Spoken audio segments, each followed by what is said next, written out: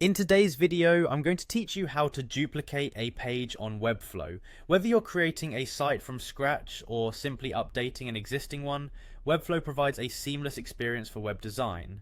Today we'll focus on duplicating a page, a useful feature that can help streamline your workflow and ensure consistency across your site. First, let's start by opening the Webflow editor. If you're not already logged in, go ahead and enter your credentials to access your dashboard. Once you're inside the Webflow editor, you'll see a menu panel on the left side of your screen.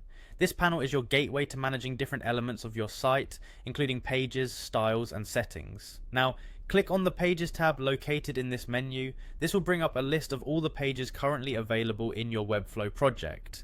Think of this as your roadmap. Is where you can view, organize, and manage all your web pages. Once you're in the Pages panel, turn your attention to the upper right corner of the screen. Here, you'll find a duplicate button. Upon clicking this button, you'll initiate the process of duplicating a page. Webflow makes this action straightforward, yet it's a powerful way to replicate design elements without having to start from scratch. Next, to ensure everything is just the way you need it, check the additional settings. Sometimes we overlook these additional options, but they can be instrumental in preserving or adjusting the specific aspects of your duplicate page. Once you're satisfied with your settings, it's time to give your new duplicate page a name. Think carefully about this naming process. A clear and descriptive name will help you easily identify the page in your project's panel later on.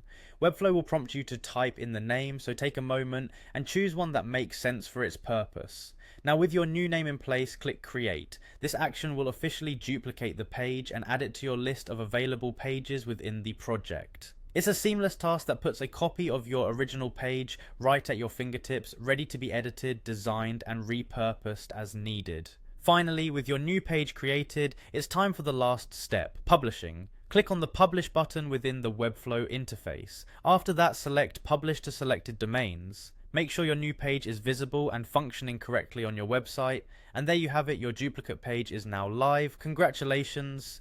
You've successfully duplicated a page in Webflow.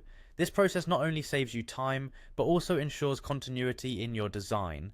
Feel free to explore other features within Webflow to further enhance your site creation and management experience. Thanks for watching, and see you next time.